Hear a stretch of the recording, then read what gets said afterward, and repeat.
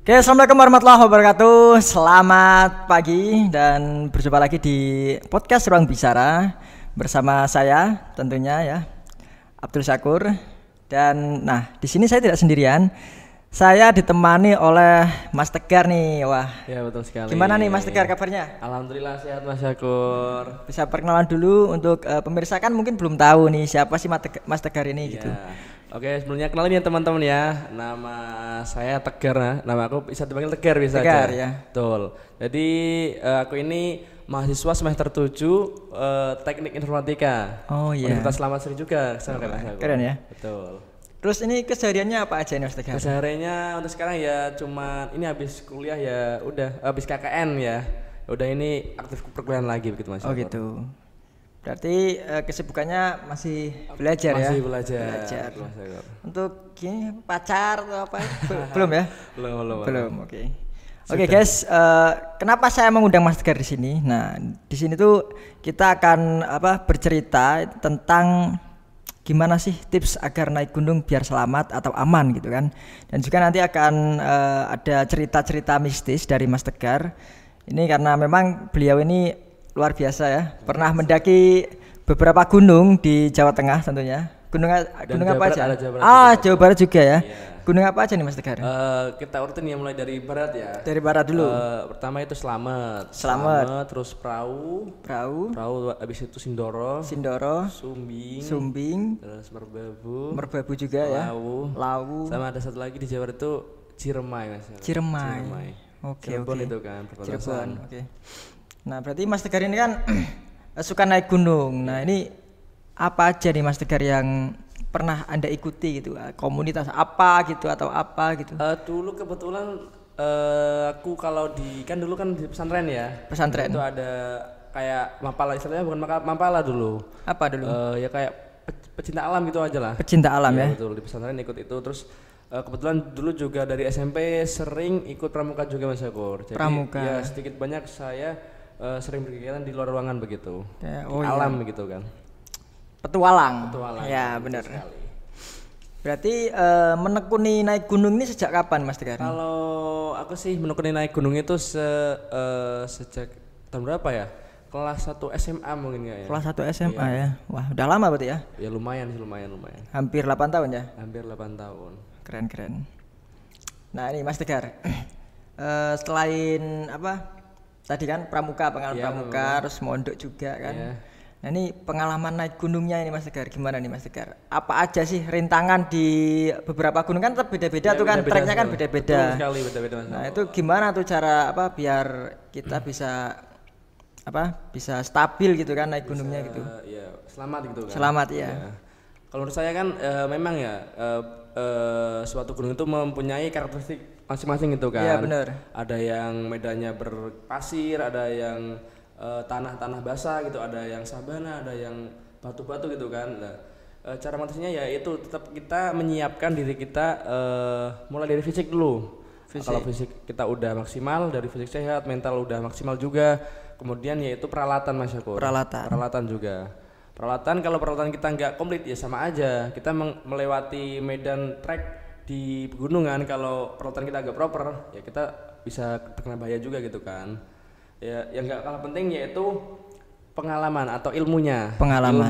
Ilmunya. Kalau kita udah ada fisik yang kuat, mental kuat, terus peralatan yang proper, memadai, kalau nggak punya ilmunya sama aja gitu. Oh gitu ya, benar. Kamu udah punya gear bagus, sudah bagus, kalau kamu nggak bisa ngediriinnya ya sama aja, karena badai bisa rubuh gitu Mas Syakur. Ilmu juga sangat penting. Benar. Nah, gitu. Pengalaman Mas Tegar nih gunung mana sih yang paling susah untuk kita keluhkan ini Mas Tegar? Kalau menurut saya semua gunung itu menurut saya ya sama aja sih, tapi tergantung kitanya mempersiapkannya gitu loh. Iya.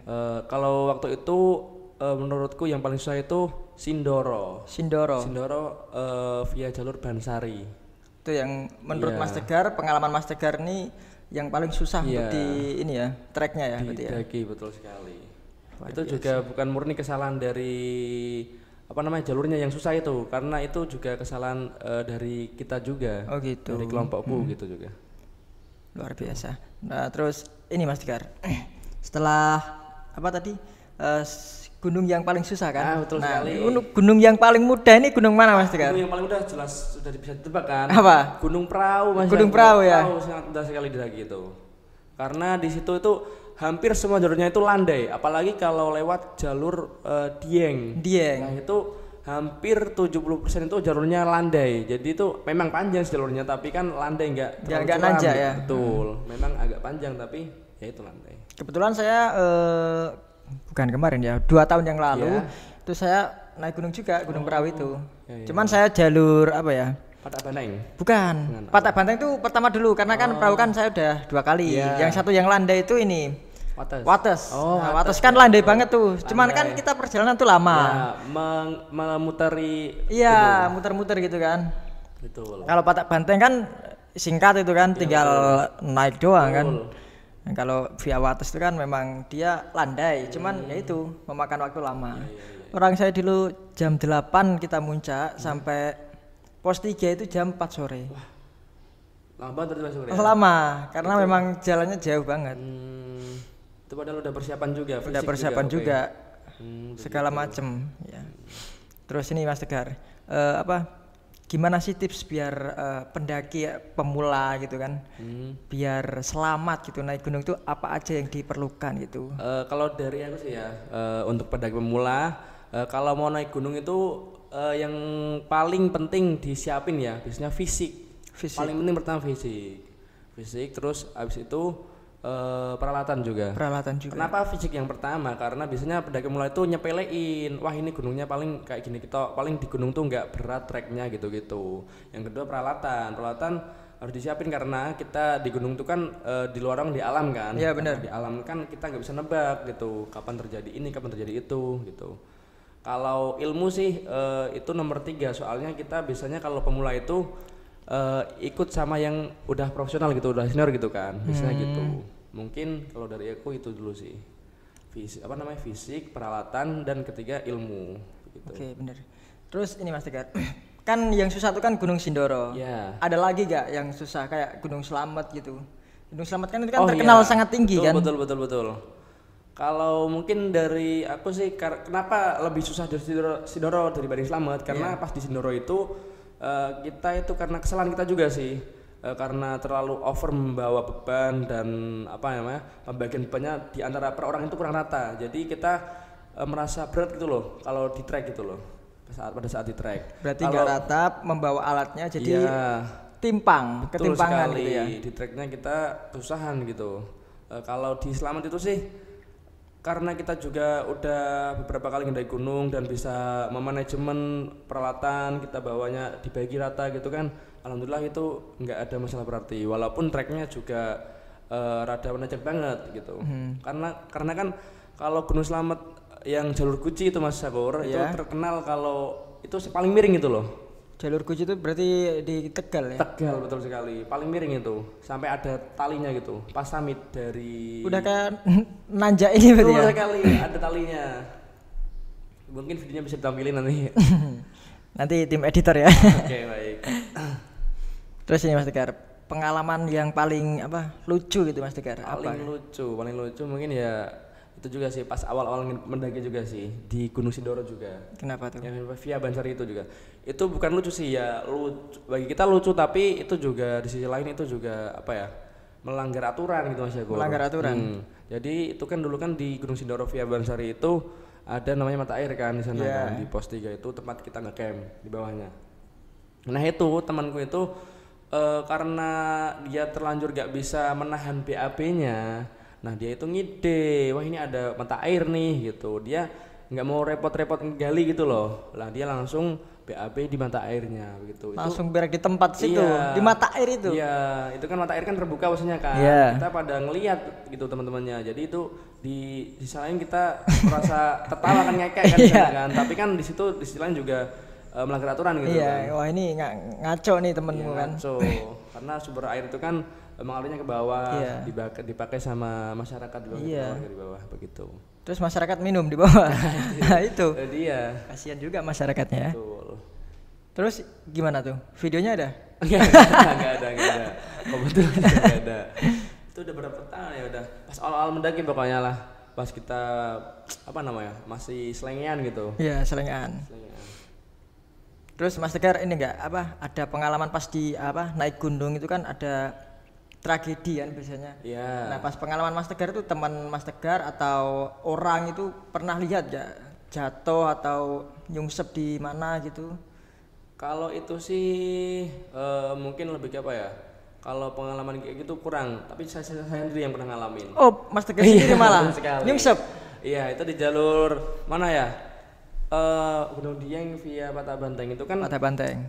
Dari pos 1 mau ke base campnya itu kan ngelewatin perkebunan warga. Yeah. Nah, itu kan jalannya sempit. Sedangkan di situ juga buat lewat motor petani juga kan. Yeah. Nah, ternyata tuh di samping jalur itu ada selokannya tuh dalam gitu. Terus? Tapi gak kelihatan saking rumputnya panjangnya gitu. Nah, pas ada motor lewat dari lain arah, aku tuh minggir banget. Terus? Sampai nggak kerasa kaki aku yang satu tuh nyungsep ke bawah. Ya udah aku jatuh gitu. Tersungkur, diketawain pendaki lain gitu. Malu banget Syakur. Iya. Kalau teman Mas Tegar ada gak yang jatuh gitu? Teman aku nggak pernah sih. Paling yang ada sedikit miss di gunung itu ya temanku kram sih kalau di gunung sih. Kram karena kurang persiapan aja. Ini gitu. Ada pengalaman dari aku juga. Nah, pas di Gunung Prau via Patah Banteng itu kan baru pertama kali muncak tuh kan di perahu via Patah Banteng itu. Kita bawa temen yang memang pemula banget gitu loh. Udahlah sepatunya nggak ada geriginya yang di bawah, sepatu sekolah lah biasa lah ya. Betul. Iya, udah dadakan itu langsung naik aja ke atas. Nah pas mau pulang tuh dia tuh perutnya sakit. Oh iya Terus dia BAB kan. Yeah. BAB dia izin BAB, tunggu lama kan, balik loh sampai tenda. Sampai tenda teman-temanku bau ini bau gitu kan, bau kotoran.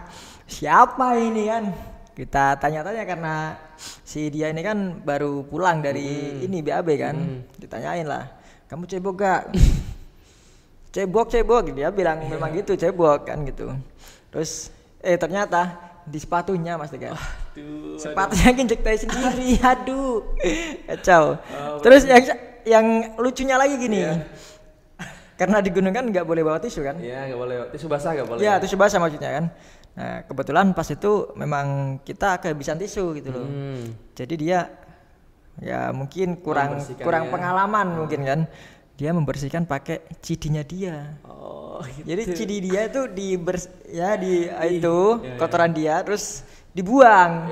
Jadi dia balik tuh gak bawa cidi. Oh, gitu. Langsung celana aja. Makanya mungkin masih semerbak itu wanginya itu apalagi injek juga di ini. Ya rumnyo. Apalagi sepatunya juga kan keinjek gitu. Jadi baunya terngiang-ngiang sampai sekarang. Luar biasa dan turunnya juga bahaya banget dia karena kan sepatunya kan udah halus kan.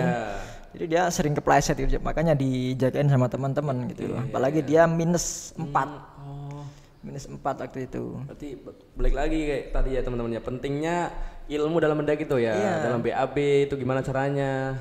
Itu kan. Ya, tipsnya gimana tuh kalau BAB? Tipsnya kalau BAB itu biasanya kalau di gunung ya. Kalau di gunung kan kita susah juga, nggak mungkin juga kan ada ya ada sih beberapa gunung yang ada toiletnya tapi kan jarang banget gitu loh.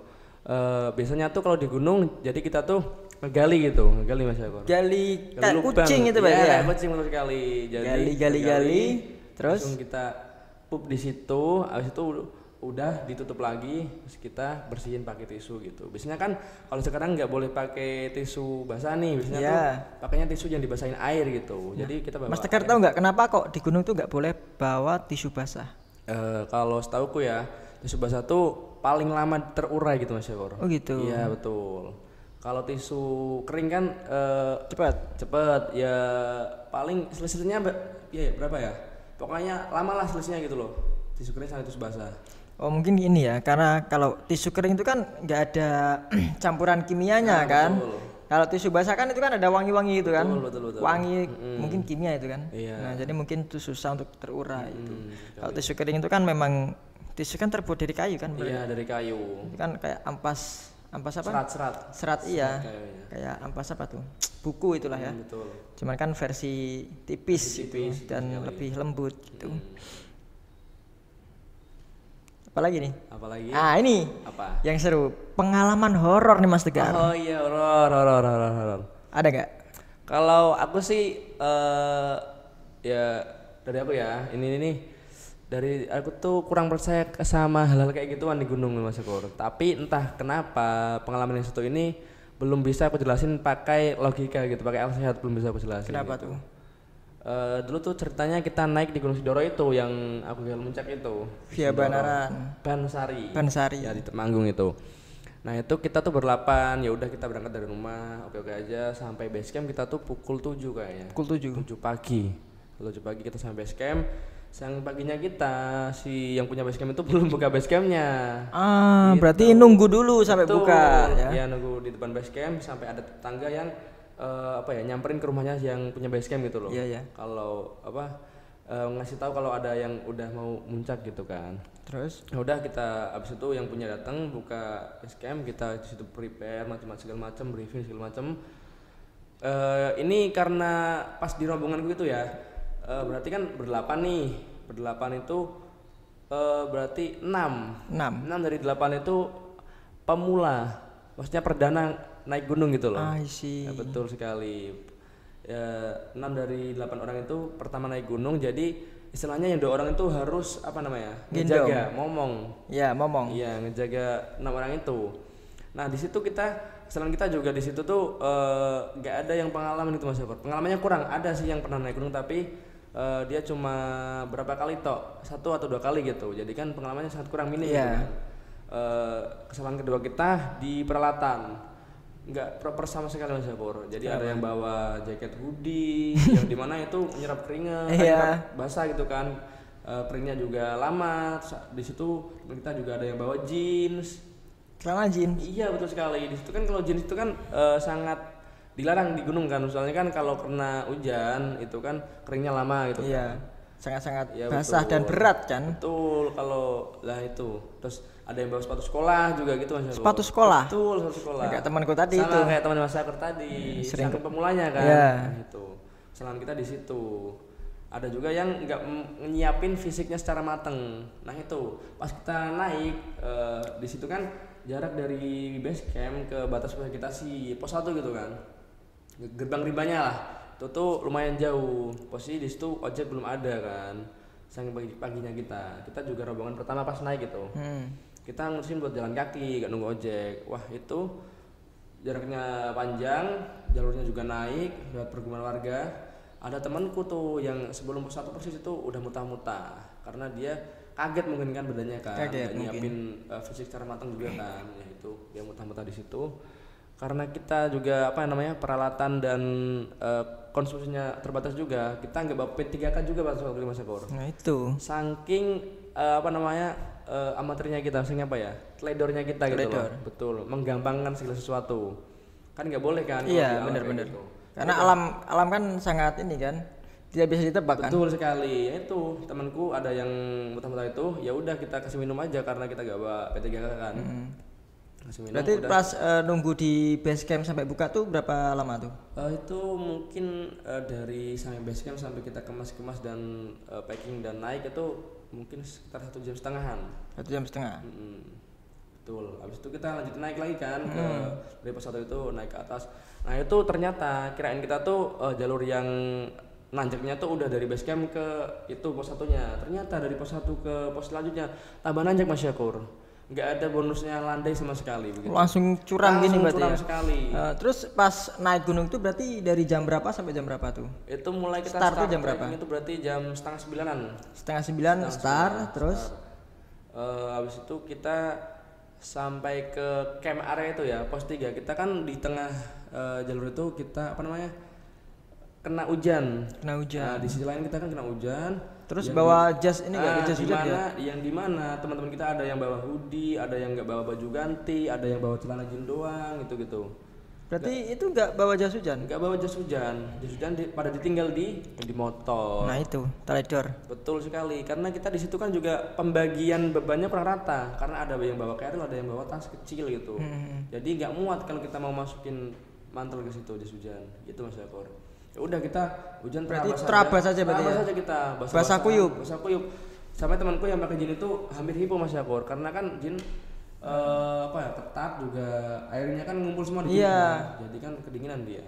Ya udah habis itu kita putusin buat ngediriin camp di pos 3 yang dimana itu bawahnya itu mata air tadi itu yang di Pupin itu yang cerita tadi itu. Sekali kita ngecamp di pos 3 yang dimana itu masih di tengah hutan juga kan belantara. Berarti jam 3 karena saking lebatnya hujan teman-teman juga memikirkan kan karena bahaya juga kan. Sekali kita gak maksain gitu lah. Iya. Karena kan kalau hujan kan pasti gunung kan airnya kan dari atas kan. Iya betul sekali. Itu bahaya banget tuh kan karena kan licin kan tanah gitu kan. Berarti jam 3 langsung mendirikan tenda. Betul, mendirikan tenda di pos 3 itu. Di pos 3 itu. Nah, walaupun itu kan camp area-nya sempit kan. Jadi kita misah kepisah sama jalur. Jadi itu kita berseberangan tendanya, 2 tenda itu. Nah, setelahnya karena kita minim ilmu juga kan, kita ngediriin tendanya itu innernya dulu Mas Yakor. Kan innernya itu kan jaring kan, nggak bisa nahan air, nggak bisa tahan air gitu kan. Jadi ya udah airnya masuk semua ke dalam tenda gitu. Salahnya kita di situ karena kita kurang pengalaman dan kurang ilmu. Jadi kita tidur itu sambil kedinginan gitu Mas Yakor. Yang di mana itu? Berarti pas mendirikan tenda masih hujan lebat. Yang nggak lebat banget tapi kan gerimis gitulah. Gerimis gitu ya. Betul. Terus sampai selesai masuk ke tenda itu kan basah kuyup tuh. Basah kuyup. Gimana tuh? Kita karena keterbatasan baju ganti juga kan, ada yang nggak bawa baju ganti. Jadi kita milih nih siapa yang paling basah pakaiannya itu yang kita kasih baju ganti gitu. Oh gitu. Jadi ada teman yang masih pakai baju agak-agak basah gitulah. Separuh kering, separuh basah gitulah ya. Tapi yang teman basah semua, full basah itu kita kasih baju ganti gitu. Tapi tetap kasihan teman yang itu kan, yang basah itu kan, nggak bisa ganti baju gitu. Ya udah, terus itu kita pengalaman horornya ini pas malam hari tiba kita mau tidur nih. Posisi kan udah sepi, udah ada yang udah ada yang tidur juga kan. Nah kita tuh entah apa nih nggak tahu kan. Tiba-tiba aku ngedenger nih suara kayak langkah kaki itu jam 11 malam kayaknya. Langkah kaki? Iya, habis kita makan dan lain-lain ada suara langkah kaki di depan. Itu kira-kira jam berapa tuh? Jam 11-an. Jam 11 malam. Betul sekali. Setelah mendirikan tenda dan makan, mau tidur tuh ya? Mau tidur tiba-tiba mendengar langkah kaki. Langkah kaki. Nah terus? Waktu itu aku mikirnya ya udah kayaknya memang pendaki gitu kan. Iya. Ya mau TikTok mungkin kan, mikirku gitu TikTok. Nah habis itu ada lagi, habis itu suara pendaki lagi, langkah kaki lagi. Ada lagi? Ya aku bincang sama temanku kan, kok ada orang naik gunung jam segini gitu. Soalnya itu nggak sendirian, nggak satu orang, suara kakinya tuh banyak beramai gitu loh, rame-rame. Betul sekali. Betul, abis itu ya udah kita paginya bangun biasa, foto-foto, kita juga bercandaan. Ternyata tuh tenda sebelah kita tuh juga ngedenger suara kaki itu, tenda temanku yang satunya gitu loh. Ternyata nggak Mas Tegar dan di tenda Mas Tegar doang yang dengar. Betul sekali Mas Yakor. Berarti 2 tenda itu dengar semua berarti ya? Terus kita pas pagi tuh bercanda-bercanda kan. Orang gila mana sih yang naik gunung jam 11 malam pas gerimis-gerimis gitu, kok ada gitu loh. Apalagi itu treknya pasti licin kan. Iya, bahaya juga gitu kan. Nah udah habis itu kita udah beres-beres karena kita juga kan nggak maksain gitu kan. Enggak, berarti pas dengar langkah kaki itu sempet ngecek keluar gitu nggak? Kalau aku yang kedua. Berarti kan 2 langkah kaki tuh. Berarti yang kedua Mas Tegar 2 rombongan gitu loh. Iya, 2 rombongan Mas Tegar ngecek tuh. Terus ternyata saya kira nggak ada lagi, nggak ada orang. Terus saya kan aku senterin kan, ke atas juga nggak ada, sepi gitu. Terus udah tutup kan, habis itu aku juga inisiatif manggil temanku, siapa tahu dia bangun dan mau kencing atau gimana kan keluar gitu. Wah, kirain Mas Tegar temennya kan. Tapi temanku gak ada yang nyaut. Oh gitu. Tapi pas paginya ternyata temanku yang terjadinya juga denger gitu. Kayaknya dia juga mikir gak berani keluar gitu loh. Gitu. Terus akhirnya udah pagi tuh. Pagi kita bersih-bersih di mata air. Terus itu naik lagi gak pas paginya tuh? Enggak, karena kita juga menyadari kan Mas Yakor, nggak bisa maksain, ada teman kita yang fisiknya ngedon, ada yang kedinginan, alatnya juga nggak proper kan. Iya. Ya, kita menyadari itu. Kalau masih naik mesti ada apa-apa gitu kan. Ya udah kita turun lagi. Itu kan sampai selimutnya dibagi 2, benar? Nah, betul sekali karena kita keterbatasan sleeping bag juga kan. sleeping bag satu itu kita buat untuk 2 orang. Ada juga yang pakai sarung gitu loh Mas Yakor. Padahal posisi kita kedinginan di tengah hutan gitu kan. Wah, itu pengalaman paling nggak bisa dilupain sih, paling konyol banget itu. Paling konyol banget itu. Ya udah, habis itu kita pagi musim buat turun kan, turun. Sampailah kita di base camp.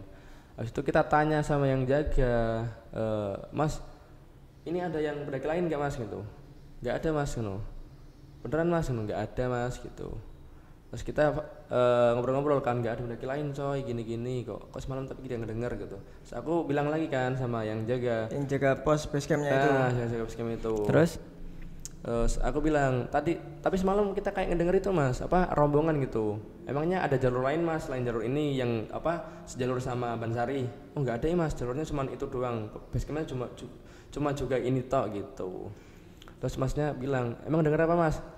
Kayak ada orang jalan soalnya Mas tadi malam rame-rame gitu. Kirain kita juga pendaki gitu. Oh nggak ada ya Mas, ini cuma kalian gitu. Nah itu. Terus aku bilang lagi kan, emang nggak ada beneran Mas? Nggak ada, biasa itu Mas gitu. Itu malah dikonfirmasi sama Masnya itu udah biasa ya? Masnya sambil senyum gitu bilangnya, udah biasa itu Mas, nggak apa-apa gitu. Itu penunggu Sindoro bisa kemungkinannya. Jadi. Karena udah konfirmasi lagi sama Masnya udah biasa Betul katanya. Sekali. Itu saya pikir saya coba pikir secara rasional pun itu nggak bisa Mas Yakor. Semisal kalau itu maksudnya hewan kan, nggak mungkin itu hewan sampai apa ya? Kalau hewan yang mempunyai berat badan kayak manusia itu kan paling ya apa kerudutan apa harimau dan lain-lain kan harimau. Yeah. Tapi harimau tuh di situ tuh udah dikonfirmasi nggak ada harimau di situ. Nggak ada harimau juga ya. Sedangkan kalau hewan kecil pun langkah kakinya nggak sampai dep seberat manusia gitu loh. Itu kan jelas banget katanya kan. Kayak manusia gitu. Kayak manusia ya. Kalau ayam hutan pun nggak sampai dep gitu kan. Kalau dan nggak mungkin juga ayam hutan sejauh itu kan. Nah, betul. Atas. Biasanya kan ayam hutan kan di bawah-bawah gitu kan. Minum dulu.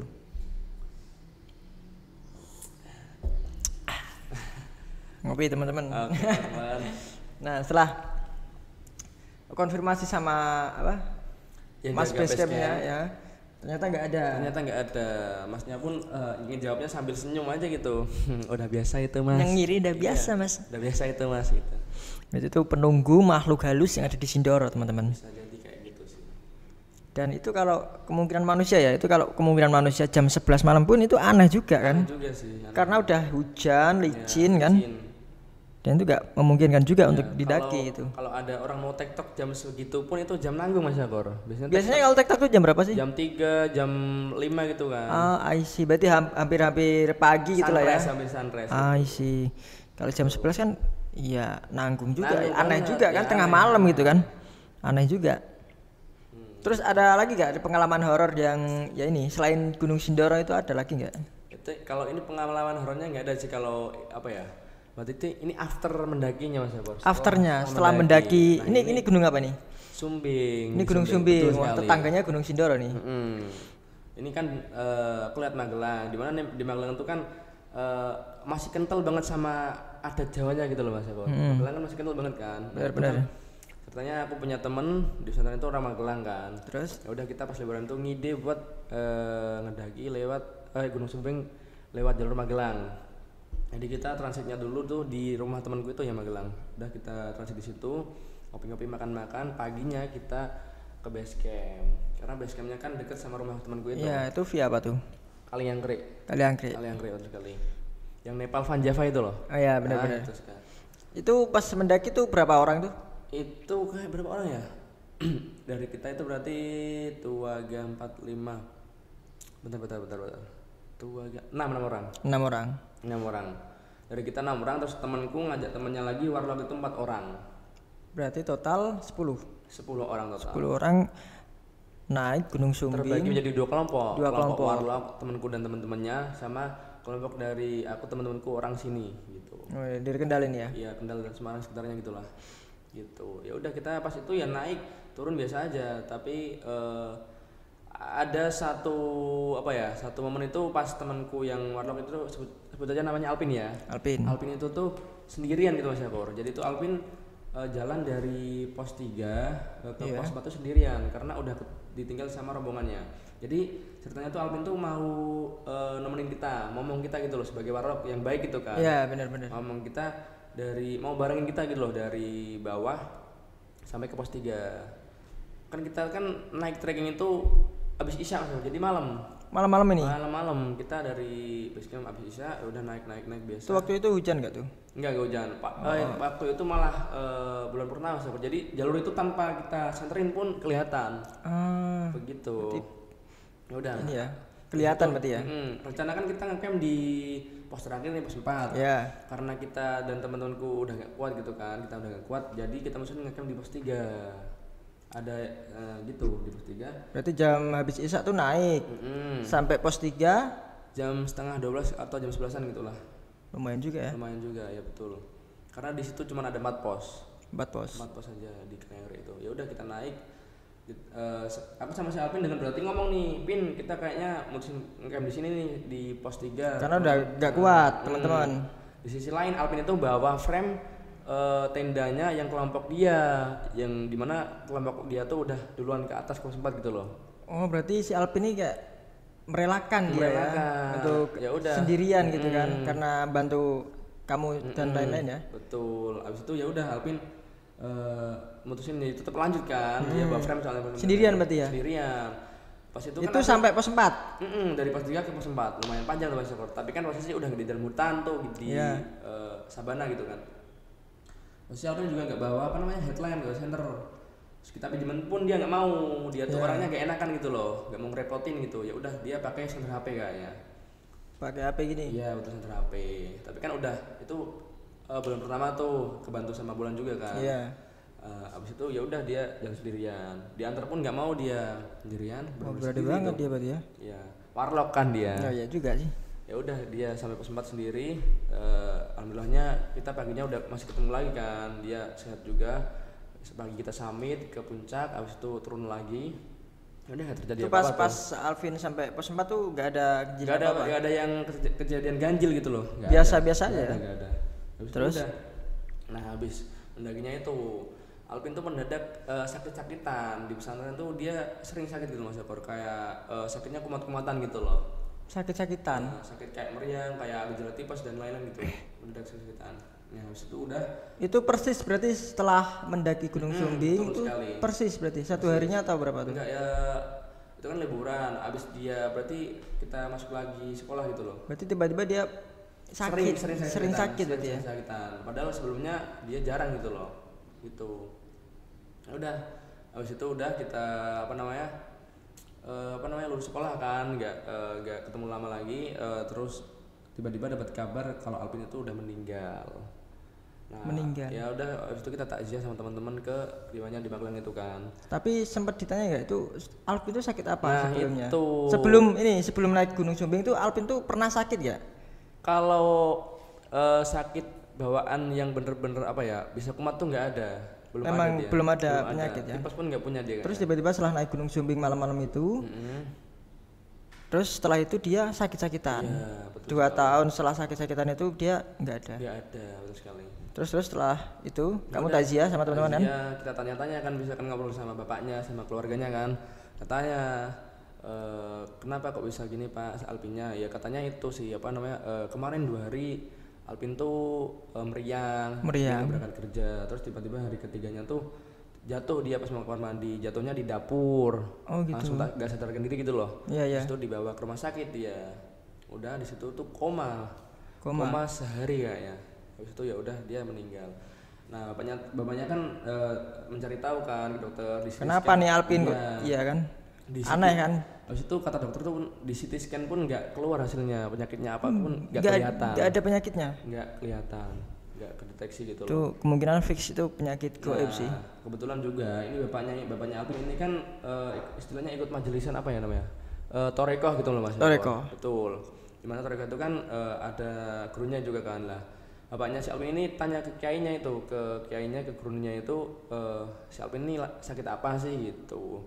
Kata gurunya itu Alvin ini dapat oleh-oleh dari Gunung Sumbing gitu. Oleh-oleh. Katanya tuh ada yang suka sama Alvin gitu kayaknya. Wah, berat juga nih si Alvin ini. Iya sih. Suka tuh kan susah juga kan, apalagi makhluk gaib. Susah juga. Ada yang nggak mau pergi gitu katanya. Udah nempel deh. Gitu. Wah, serem sih. Nah, nih. Jadi teman-teman harus hati-hati juga kalau naik gunung, jangan ya kalau bisa jangan sendirian, walaupun warlock itu kan jangan sendirian juga. Itu kan menurutku terlalu berani sih si Alvin itu. Dari pos 3 sampai ke pos 4 sendirian kan. Udah pakai tanpa senter, cuma rembulan kan. Disenter sama alam, sama HP juga. Sama HP ya. Enggak seterang senter gitu. Iya benar juga. Gitu. Tiba-tiba dia sakit-sakitan 2 tahun, tiba-tiba meninggal. Ditanya sama bapaknya, ternyata dapat oleh-oleh. Katanya ada yang suka ya sama si Alvin ya. Berarti ini kemungkinan ceritanya kayak yang itu loh, siapa? Si Torik tuh ya. Torik. Yang di Gunung Piramid, tahu gak? Tahu Torik. Nah, tuh, di Bondowoso itu kan juga sama tuh kan. Torik itu kan kayaknya dia disukai sama makhluk gaib. Jadi dia hilang, kalau dia kan hilang, kalau si Torik itu kan, kalau yang ini kan nggak hilang, cuman sakit-sakitan terus tiba-tiba meninggal gitu kan. Ya, betul. Terus ada lagi gak nih pengalaman horor dari Mas Tegar nih selain Gunung Sindoro sama Sumbing? Kayaknya belum ada sih, belum ada ya. Belum ada. Oke lah. Terus ini tips lagi nih Mas Tegar biar kita mendaki itu biar selamat, sekali lagi ya, biar selamat terus aman gitu ya. Itu persiapannya apa aja tuh? Kayak yang tadi udah aku bilang di awal tadi kan. Yang pertama yang terutama itu ya fisik Mas Yakor. Kamu tahu Gunung Everest gak? Gunung Everest tahu. Nah itu tertinggi itu kan? Tertinggi itu kalau kita mau naik ke Gunung Everest itu minimal persiapannya itu kita setahun sebelumnya. Jadi setahun sebelumnya itu kita harus latihan fisik, nggak boleh berhenti tuh, nggak boleh putus gitu. Kalau di Everest. Nah kalau apalagi di gunung-gunung kita nih yang di tropis gitu kan, berat juga medannya. Fisik paling utama itu Mas Yakor. Jadi kita harus siapin fisik, mental juga harus kuat gitu kan. Yang nggak penting berikutnya yaitu peralatan. Harus proper mungkin. Kalau bisa SB-nya SB beneran gitu loh. Bukan hanya yang selimut tok gitu. Tenda juga usahain double layer. Terus kayak apa namanya? Makanan kalau bisa sih dilebihin daripada kurang gitu loh. Makanan logistik tuh penting banget di gunung. Takutnya kalau kita kesasar atau kan gimana kan terjebak badai juga kan gak ada yang tahu. Benar juga tuh. Harus ada makanan lebih lah ya. Yang sering juga orang-orang nyepelein nih loh, pakaian Mas Yakor. Pakaian tuh kayak ya udah pakaian ya, seadanya itu kan. Tapi kalau kita pikir-pikir pakaian juga berpengaruh Mas Yakor. Kalau kita pakainya tuh apa ya, pakai jeans dan lain-lain gitu agak susah gerak gitu loh. Jadi pegelnya kerasa banget gitu loh kalau di kaki gitu. Pakai jeans dan lain gitu. Kalau biasanya pakainya bahan yang quick dry gitu loh, ripstop gitu. Iya. Gitu, kayak katun biasa gitulah. Kalau kayak gini gimana nih? Ini kurang juga sih. Ini nyerap air soalnya kan. Goreng. Malah bahaya ya kan kayaknya ya. Enggak seperti sama sekali. Pokoknya kalau di gunung pakainya yang cepat kering gitulah. Cepat kering. Ya, sepatu juga harus. Tapi aku lihat di Instagram itu kan pendaki itu pada pakai kaos pendek, itu gimana Mas Tegar? Enggak apa-apa. Kalau buat treknya sih enggak masalah, tapi jangan buat summit kan pagi kan dingin. Kalau treknya sih oke lah. Biar keringatnya cepat kering. Betul sekali. Tapi pas tidur ya tetap ya pakai ini ya. Sleeping bag ya. Kaos kaki gitu. Yang penting jangan pakai sarung. Nah, itu dia. Sama ini larangan Mas Tegar. Larangan apa sih yang nggak boleh di gunung tuh, apa aja sih larangan yang nggak boleh dibawa gitu? Larangan tuh temanku dulu ada yang pernah pengalaman temanku nih di Gunung Sumbing via Bawongso. Bawongso tuh mana? Wonosobo. Sampingnya Garung. Oh itu tuh di situ tuh nggak boleh ngomong dingin. I see. Ya aku pernah dengerin itu. Kan? Ya. Nah, itu di Bawongso itu. Di situ tuh emang nggak boleh ngomong dingin lah. Temanku tuh katanya tuh keceplosan sekali di situ ngomong dingin. Kalau nggak sekali berapa kali gitu, 2 kali kayaknya.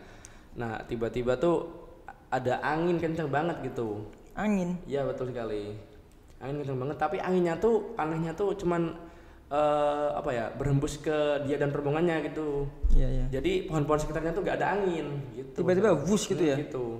Kencang banget gitu. Terus? Jadi kedinginan semua gitu. Ya itu alam lah, karena ngomong dingin yang udah dibilang pantangan sama orang sekitar gitu atau gimana nggak tahu juga.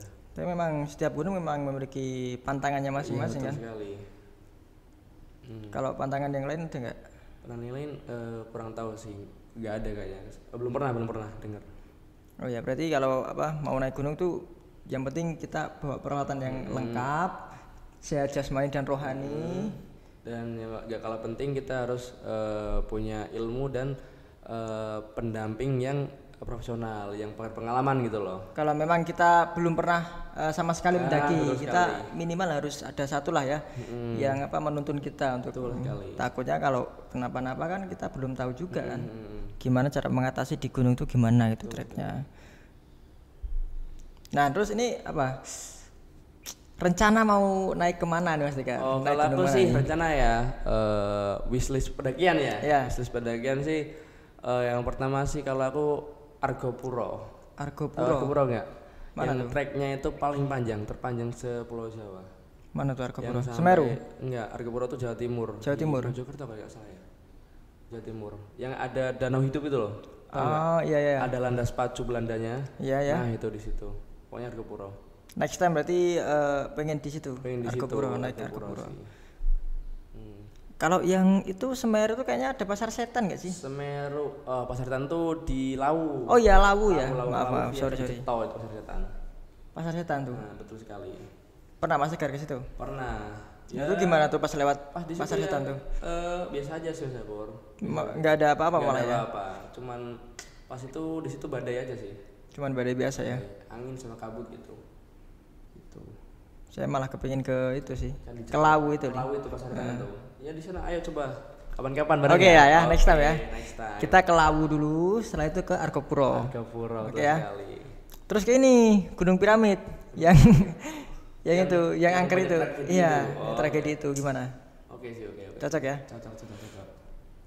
Nah, ini mungkin nanti kita next time lagi akan ngobrol-ngobrol dengan Mas Tegar atau bintang tamu yang lain tentang gimana sih pengalaman horor tentang gunung-gunung yang ada di Indonesia. Nah terus tadi kan Mas Tegar sempat cerita kan tentang Gunung Everest ya. Everest. Itu kan kalau saya lihat di YouTube itu kan banyak yang meninggal ya. Oh iya banyak yang meninggal. Karena memang saking panjang dan dinginnya. Iya saking ekstrimnya sih. Iya saking ekstrimnya. Jadi nggak kuat dan meninggal. Itu. Dan jasadnya tuh dibiarin kayaknya. Dibiarin dulu soalnya kan teman-temannya kan udah pada capek juga kan. Biasanya ada yang tim evakuasi sendiri gitu. Evakuasinya plus berapa hari setelah pendakian gitu loh. Ada yang tim evakuasi gitu biasanya. Tapi kan ada yang nggak kejangka juga kan, karena sulitnya medan juga kan. Mau nyelamatin mau ngambil jasadnya malah jatuh malah. Iya kan malah bahaya juga kan gitu. Betul. Nah, ini bonus Mas Tegar nih buat para pemula ini persiapan untuk H-1 nih apa aja nih? Apa nggak boleh minum apa gitu atau harus apa gitu? Tidur sih, atau apa gitu? Istirahat yang cukup pasti. Kalau H-1 pasti istirahat yang cukup harus sih. Soalnya kerasa banget tuh kalau abis begadang sama nggak begadang tuh fisiknya kan kerasa banget kan. Iya. Ya kalau bisa jangan begadang gitulah. Kalau makanan itu pantangan nggak? Enggak sih, nggak ada pantangan sih. Ya biasa aja lah ya. Biasa aja. Yang penting H-1 tuh jangan begadang ya. Jangan begadang. Karena itu sangat mempengaruhi stamina ya. Betul sekali. Oke teman-teman, mungkin itu saja ya yang dapat kita sharing session ini ya. Dari Ruang Bicara podcast ini. Kemungkinan nanti akan ada bintang tamu lain dengan pengalaman horor di gunung di Indonesia. Mungkin cukup sekian dari saya dari podcast Ruang Bicara dengan Mas Tegar. See you guys. Dadah. Dadah. Kita ngopi dulu ya. Ngopi dulu.